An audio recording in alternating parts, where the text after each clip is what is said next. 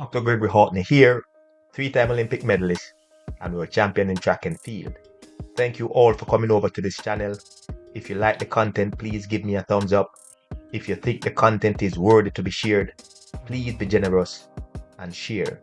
Today we're going to talk about a controversial statement that Coach Stephen Francis made regarding the J3As and their selecting committee.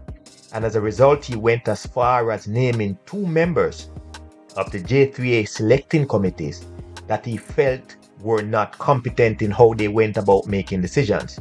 If you are not up to date with what is going on, here are the statements made by Stephen Francis, and here are the rebuttals from the two individuals that Stephen Francis called out by name, Coach David Riley and Mr. Wellington.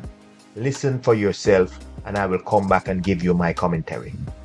Right, and for the world relays, is to run the teams you expect to run down in June.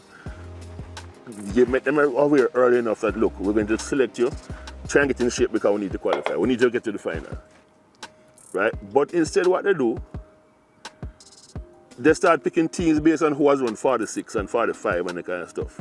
Right? And then again, they compound it by inviting college kids to run in Bahamas. Right? Now, what they should have done, if I had been there and they had asked me, I would say to them, look here, you pay Trinidad, Antigua and St. Lucia to find 4 people, right? You come to the trials and you have a 4x4 on the last day.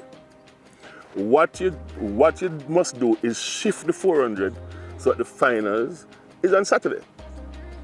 But what these jokers have done is that they have pushed the 400 finals down to Sunday.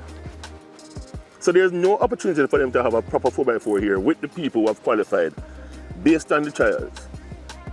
Right? So I figure it is, they need to get Mr. Riley, Mr. Wellington, all them people off the committee for seniors.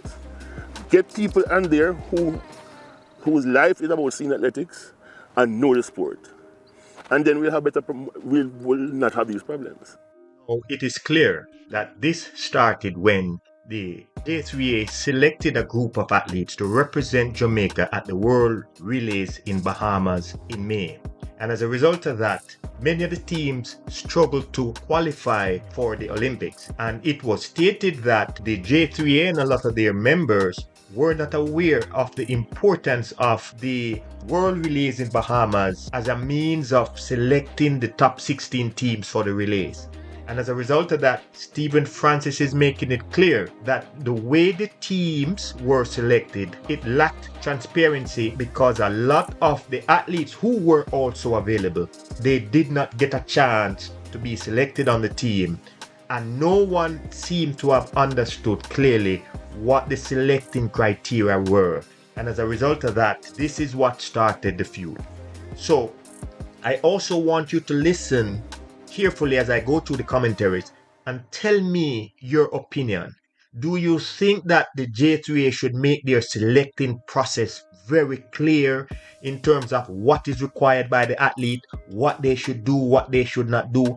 And also, should the members of the J3A selecting committee be transparent where you know who is on the committee and also know their level of expertise when they go about making decisions as to who should be on the team and why?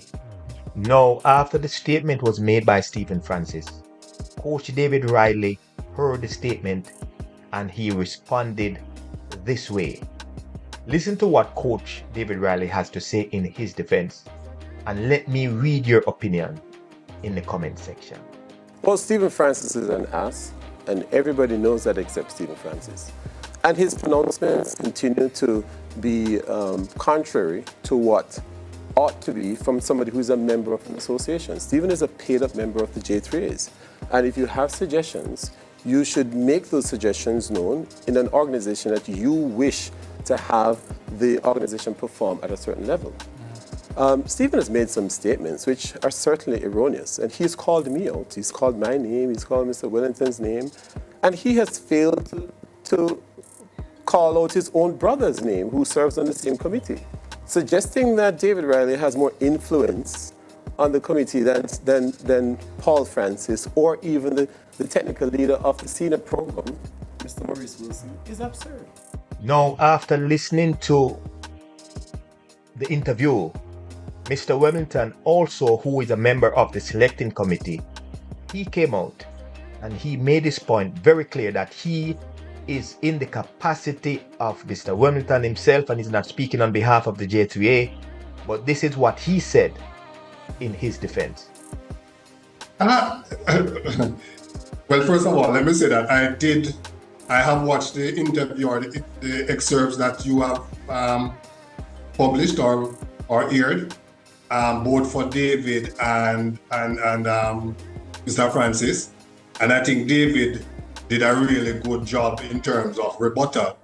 I am not sure that I want to put myself in a position where I'm going toe-to-toe with Stephen. But I think that I must thank him for, in his customary style, bringing some highlight to some issues that he has. He has, well, they say that a clock is right at least 2 times per year, and 2 times per day rather.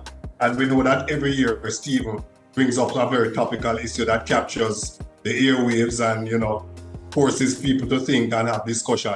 I want to use this latest edition of his rumblings to probably try and help all of us to understand how the J3 works, and maybe by so doing, we can leave everyone to make their own judgment as to whether myself, David, or anyone else has the necessary competence to assist the J3s in making correct decisions, and if we are to be blamed, as Stephen is suggesting. It is truly unfortunate at this time that the J3As are still struggling in terms of team selection and making it absolutely clear as to what the selecting criteria are as it relates to who are selected to compete for their country. Now, as you listen to this commentary from Ricardo Chambers, I want you to pay keen attention to what he states in terms of how the J3A can overcome some of these situations and the importance of transparency when you select teams. I think there is one major issue at the Jamaica Athletics Administrative Association that has to be fixed. And I think if that is fixed, we will not have a lot of what we have seen over the last 3 days. The word, Lance, is transparency. The J3As has a massive issue with transparency. And I'm going to bring up a few things here. One, we've dealt with quite a few of these issues on this show over the last year.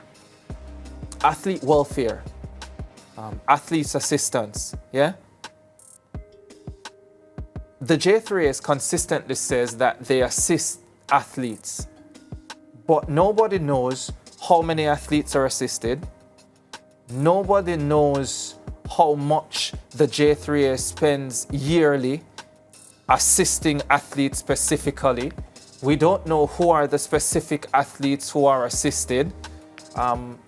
We don't know the criteria for assistance for any athlete. That's a massive issue of transparency right there. Selection. There are transparency issues around selection.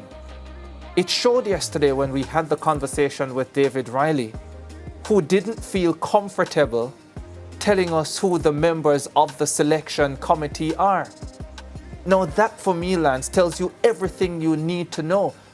Why would the members of the selection committee for a national sporting association be a secret, be something that you need to contemplate whether the public should know or not? That is a significant problem, and that came out yesterday. And I hear Mr. Wellington today saying that the document that we showed the rule from, well, Mr. Wellington said it's not a rule, it's a guide. But that is problematic because where is the policy? So you're saying the athletes did not see this document, which is fine. so they could not have made a determination from seeing it. But what do the athletes see in trying to make a determination, or the coaches who are not part of the selection committee, or the managers and the agents who are not part of the selection committee? What do they see as to what they need to do to make the team? That's a problem. And I know the J3s will say, well, we reach out to coaches and we ask them if their athletes are available. But what if you miss a coach? What if you miss an agent? What if everybody does not get that reach out?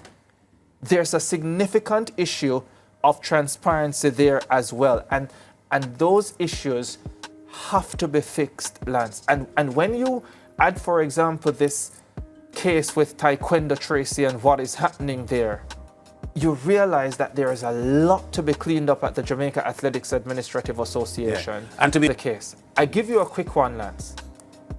West Indies cricket. Yes? Whenever a West Indies team is selected, there is usually a press conference.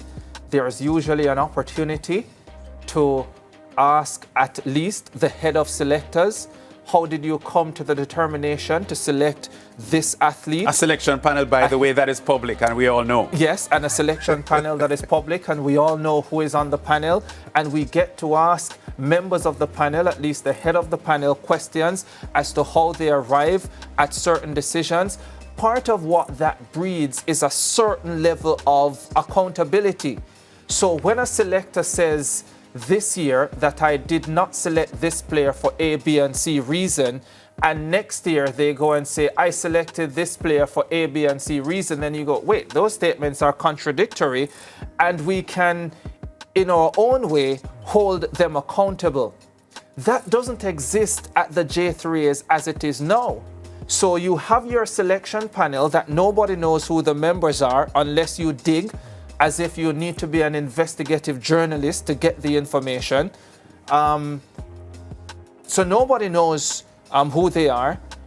And then teams are selected and everybody is just left to wonder, why is this person not there? Why are our superstar athletes not there? Is it that they are not available? Is it this? Is it that? Why did you go with this athlete instead of this athlete? Yeah? That issue of accountability is so important, and it starts with transparency. It starts with letting in the stakeholders that are not necessarily part of your selection panel. And I think that is missing right now from the J3s. If we had that information, Lance, if we had that information from May when all of this happened, if we had the information from May when all of this happened, then when Stephen Francis comes out and says A, B, C, D, E, F, G, we can say to Stephen, but hold on there, Stephen, 4 months ago, the J3 said that this was the case. Are you saying they are lying? Are you saying it is not true? But when Stephen Francis or anybody else comes out and criticizes the J3s, we have nothing to put it against, because the J3s rarely ever tells us anything about their selection process, or whatever it is. There's just a massive issue of transparency that has to be fixed, and if it is not fixed, we will continue to have these situations, and Stephen Francis will do another yearly round in another 12 months.